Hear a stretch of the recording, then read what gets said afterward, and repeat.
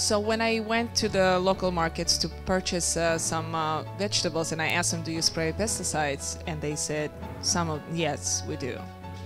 So how is that healthy as opposed to, I mean, it's fresher, supposed to in the market, but it's also bad. Okay, it's a good question. So there are multiple things going on there. So if you buy his food that has chemicals on it, at least you're not buying chemical food that had to be shipped 1,500 miles to your plate. So the average piece of American food travels 1,500 miles. So if you buy a head of lettuce in Long Island, chances are very good that it was grown in California. Michael, some of you know Michael Pollan, who wrote the book called The Omnivore's Dilemma, which got a lot of people talking about this. He says, you know, I don't know how many calories lettuce gives to your body, but it's very few calories. So the amount of calories that it takes in terms of energy to move a head of lettuce from California to New York so that you can eat it and get 10 calories of nutrition, he says it would be a whole lot more efficient if you could just take a can of oil and just drink it. Because you are losing, in the systematic way of thinking about things, you are spending way more energy to grow it and ship it than you are from actually getting it. So one thing to do is to buy it because at least it's local. The other thing to do is to tell him, you know what, thanks for your offer of chemically saturated produce, but I'm going to go next door and buy from the guy who's organic. And that puts market pressure on him to say, damn, I just lost a customer. I mean, don't underestimate your power as a consumer to say, you know what, I'm not going to give my money to you, I'm going to give it to the guy who doesn't use pesticides, and maybe that'll convince this guy that he's going to lose market share. You know, in other words, if 100% of consumers demanded organic produce, all food would be organic. It just would be because nobody's going to buy non-organic. So that's a trick. Now, if your choice is between this local guy who uses chemicals and Walmart, I still think local guy is better, because he's not going to use more chemicals than the Walmart food, and he's going to be local, which means it's not coming from God knows where.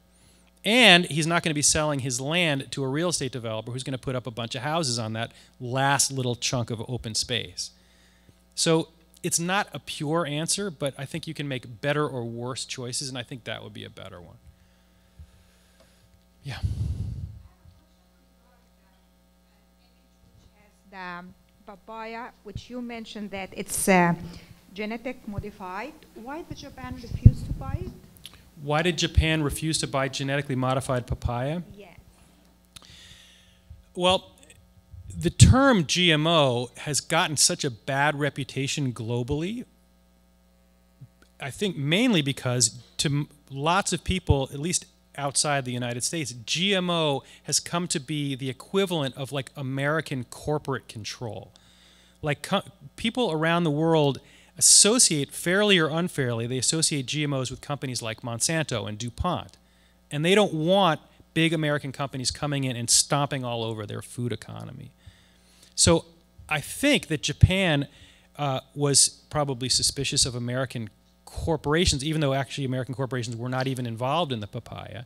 And I think they just decided that GMOs are still a relatively new thing in the world. They've been around for 25 years, which seems, I don't know if it seems like a long or short term, but in the scale of human food production, it's like a nanosecond.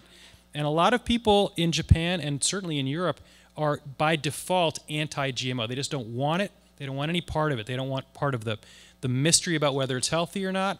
They don't want it because, not papaya, but the corn and soybean thing, they don't want these companies coming in and removing all these traditions of food culture that they have and replacing them with corn and soybeans.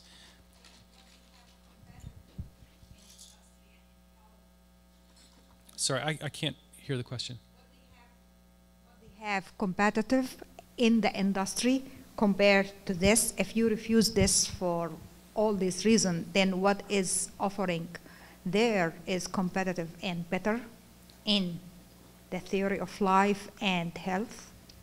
You mean if we choose not to eat GMO foods, what should we eat instead? Is that what you're asking?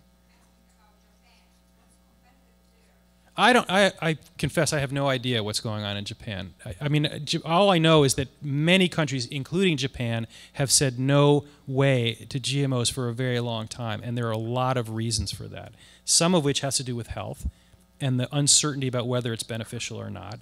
And a lot of it has to do with they don't want to chuck their traditions of eating. They don't want this new stuff because they've been perfectly happy with the old stuff. I mean, it should make you think about our obsession with this idea that whatever is new is good or whatever is new is better. You know, people, if you think about the way people have been eating in Italy for 2,000 years, like there's a reason for that because it's good food and it's not toxic food and it's sustainable food and it's local food and it's steeped in their local culture. Just because somebody comes up with something new doesn't mean Italy should chuck, you know, its traditions because there's something new on the horizon. This is the fetish we have with technology. We think it's always better. Oftentimes they say that the new technology is only around to fix the problems caused by the old technology. So, you know, we got to get over this obsession that everything that's technical is new. Yeah, go ahead. Thank you. I would not buy it because it is genetically modified. Because what are they genetically modifying it with? Because I've heard that if you buy ice cream that doesn't melt, it's because there's frog genes in it. Do I want to eat frog genes? Yeah, that's not No. true. That isn't true. I mean, the problem with this GMO thing is that, and I understand why, it has given rise to a lot of very outlandish kind of conspiracy theories that, you know, everything's got everything else in it.